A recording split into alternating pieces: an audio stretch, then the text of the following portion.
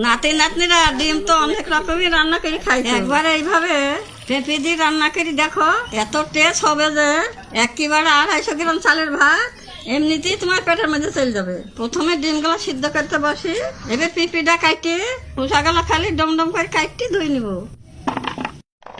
তারপরে ডিম সিদ্ধ হলে ডিমগুলো তুলে ঠান্ডা জলে ঠান্ডা করতে দেবো। তারপর আবার পেঁপেগুলো দিয়ে হালকা ভাপে তুলে নিব। এবার ডিমের খোসাগুলো সব ফেলে দিয়ে একে একে সব পরিষ্কার করে নেব।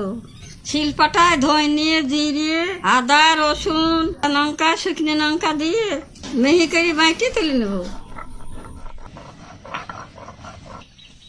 কড়াইতে বেশ খানিকটা সর্ষের তেল গরম করে লবণ, হলুদ দিয়ে নাড়ি চাড়িয়ে ডিমগুলো দিয়ে হালকা ভাজে তুলে নেব। ওই তাহলে ফোড়নে দেবো শুকনো লঙ্কা, গোটা জিরে, তারপরে কুচাই নিয়ে পেঁয়াজ দিয়ে বাদামি করে ভাজবো। এবার বাটা মশলা, স্বাদ মতো লবণ, হলুদ গুঁড়ো দিয়ে মশলাটাকে ভালো করে কষবো। মশলা থেকে তেল ছাড়লে ভাপাইনে পেঁপেগুলো দিয়ে সবগুলো একটু ভালো করে নাড়িয়ে চাড়িয়ে ঢাকা দিয়ে আস্তে আস্তে কষবো। বেশ ভালো করে মশলার সঙ্গে মিশলে ভাজা ডিমগুলো দিয়ে একটু ভালো করে নাড়বো। তারপরে পরিমাণ মতন জল দেব।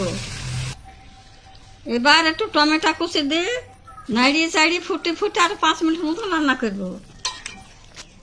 তারপরে গরম মশলা বাটার সঙ্গে 1 চামচ ঘি মিশিয়ে তরকারিটার মধ্যে দিয়ে নাড়িয়ে চাড়িয়ে নামিয়ে নেব।